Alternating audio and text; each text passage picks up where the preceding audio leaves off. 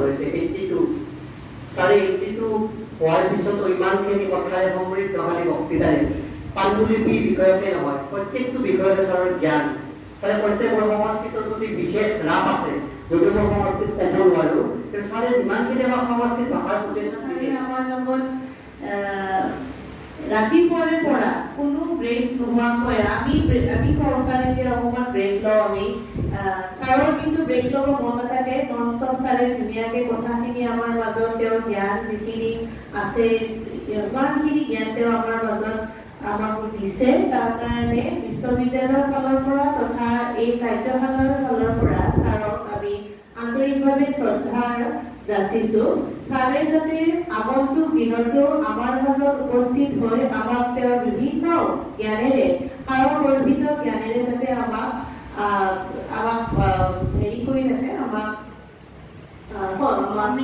সমৃদ্ধ কৰে গতিকে ছাৰৰ ভৱিষ্যত আৰু দীৰ্ঘায়ু হওক ছাৰে আমাৰ মাজত সদায় যাতে ছাৰক আমি এনেদৰে সুস্থ শৰীৰে পাওঁ আৰু ছাৰৰ জ্ঞানখিনি যাতে আমি ল'ব পাৰোঁ তাৰ কাৰণে আমি সদায় আমাৰ ছাৰৰ ওচৰত আমি নমস্কাৰ হৈ থাকিম এইখিনি কৈ মই আমাৰ প্ৰাৰ্থী অৰ্থাৎ প্ৰতিভাগীসকলক তেওঁলোকৰ মনোভাৱ জাষ্ট দুটা আখৰত দুটা লাইনৰ মাজেৰে ছাৰৰ এই গোটেই ছাৰে যিখিনি পাণ্ডুলিপিৰ বিষয়ক বা পাণ্ডুলিপিৰ টেক্সুৱেল ক্ৰিটিচিজমৰ ওপৰত বিশেষভাৱে ইমান অধ্যয়ন পুষ্ট এটা বক্তৃতা প্ৰদান কৰিছে তাৰ কাৰণে দুষাৰ প্ৰতিভাগীসকলৰ পৰা ক'বলৈ মই অনুৰোধ জনালোঁ প্ৰতিভাগীসকলৰ ভিতৰত জ্যোতিস্মিতা দাসক মই মান বিচাৰিছোঁ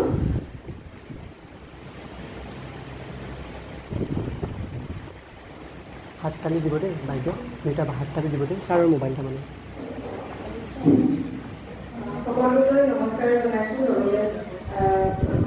আজিৰ বিশেষ আমাৰ মাজত উপস্থিত থকা সতীশ চন্দ্ৰ ভট্ট মহোদয়কো ধন্যবাদ জনাইছোঁ তেওঁ ইমান দূৰৰ পৰা আহি পেলাই আমাৰ মাজত উপস্থিত হৈ পেলাই তেওঁৰ গোটেই জীৱন অৰ্জন কৰা যিখিনি অভিজ্ঞতা আছে সেই অভিজ্ঞতাখিনি আমাৰ লগত এনেকৈ আমি বুজি পাব পৰাকৈ সহজ সৰল উপায়েৰে লিপিবদ্ধ আকাৰে নিজেই সংগ্ৰহ কৰি আনি পেলাই আমাৰ আগত গোটেই দিনটো থাকি পেলাই আমাক এই জ্ঞানখিনি যে তেওঁ বিলালে সেইকাৰণে আমি তেওঁৰ ওচৰত নথৈ কৃতজ্ঞ চিৰদিন হৈ ৰওঁ আজি তেখেতৰ যি আমাৰ ওচৰত তেওঁৰ যি আমাৰ লগত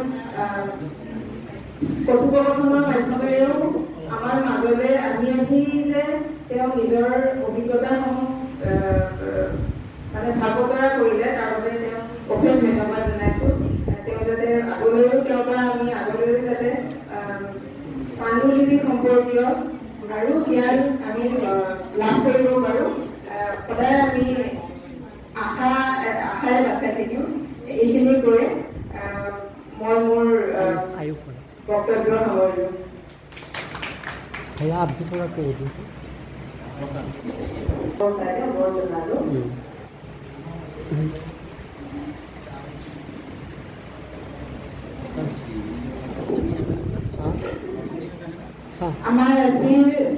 सभी असम में बोल रहे हैं हिंदी में थोड़ा बहुत आप इसलिए बोला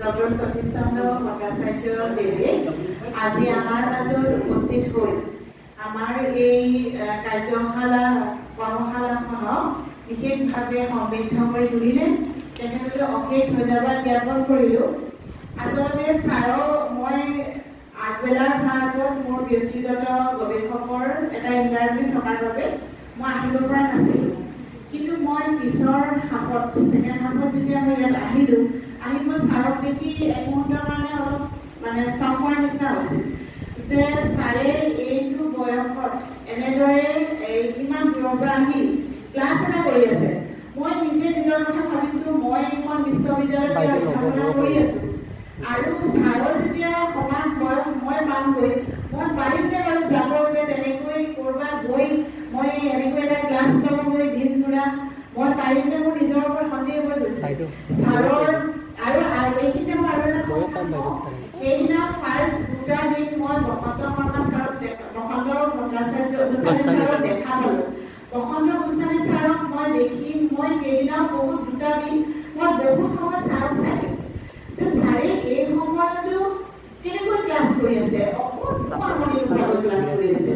হয়, তেওঁলোকে আজি তেওঁলোকে সেই অনুপাতে আমাক সেই ধৰণৰ আকৰ্ষিত কৰিব পৰাকৈ কথা ক'ব নোৱাৰিব পাৰে, কিন্তু তেওঁলোক ইমান সমৃদ্ধ, তেওঁলোকৰ ইমান সবল আছে, they are really a resource person, আৰু সেই ৰিচোৰ্চ তেওঁলোকৰ হাতত আছে। আৰু আমি লৈছোঁ কি, আমি আজি নেক্সট জেনেৰেশ্যনে আমি তেওঁলোকক কিমান দিনলৈকে পাম আৰু তেওঁলোকৰ পৰা আমি কিমান ল'ম। আজি আমি সৌভাগ্যৱান যে মৈত্ৰী গোস্বামী তেখেতৰ সুপুত্ৰীৰ কাৰণে বসন্ত দেৱ গোস্বামী ছাৰৰ পৰা কিছু পৰিমাণে পাব। তথাপিও মই বহুত হাত দি ক'ব পাৰিম যে ছাৰে সম্পূৰ্ণ দিব পাৰিব।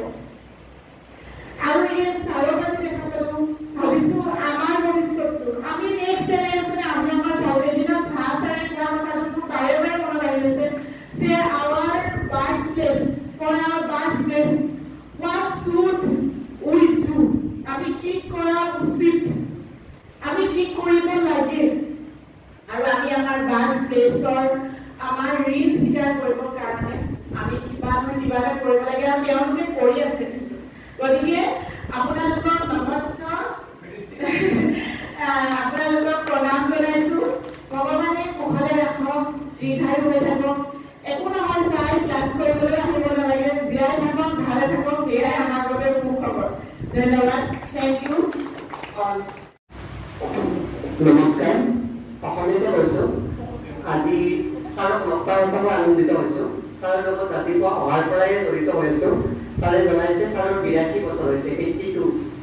ছাৰে 82 হোৱাৰ পিছতো ইমানখিনি কথাৰে সমৃদ্ধশালী বক্তৃতাৰে পাণ্ডুলিপিৰ বিষয়তে নহয়, প্ৰত্যেকটো বিষয়তে ছাৰৰ জ্ঞান।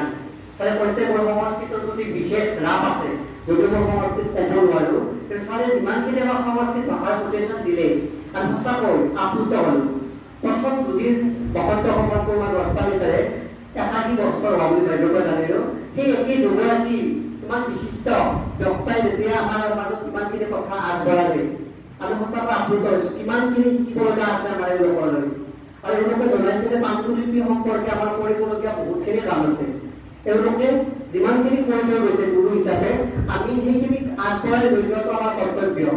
যিহেতু এয়া আৰম্ভণি, আমি শিকিছোঁ এওঁলোকক আগন্তুক পৰ্যায়ত যাতে বহু বছৰ আমি লগ পাওঁ, 100 বছৰ বয়সত তেওঁলোকে তাৰে কামনা কৰিছোঁ। ছাৰে 100 বছৰ জীয়াই থাকি আমাক আকৌ তেওঁৰ ছত্ৰছায়াত আমাক যাতে গৱেষণামূলক গোটেইখিনি জ্ঞান আমাক দি যায়, আমি যাতে সমৃদ্ধ হওঁ, অসম যাতে সমৃদ্ধ হয়, অসম যাতে সমৃদ্ধ হয়, বিশ্ব দৰবাৰত যাতে পাণ্ডুলিপিৰ পৰা গৈ প্ৰতিষ্ঠিত হ'ব পাৰে। এইগৰাকী গুৰু আৰু অন্য যিকেইগৰাকী গুৰু আমাৰ মাজত উপস্থিত হৈছে বা হ'ব, তেওঁলোকে দিয়া জ্ঞান লৈ যাতে আমি বিশ্ব দৰবাৰত পাণ্ডুলিপি খেতি উচ্চ স্থান দিব পাৰোঁ, তাৰে কামনা কৰোঁ। গুৰুৰ উজ্জ্বল ভৱিষ্যত আৰু তেওঁলোকৰ আশীৰ্বাদ কামনা কৰি মোৰ চমু ভাষণ সামৰণি মাৰিছোঁ। ধন্যবাদ। জয়ন্ত।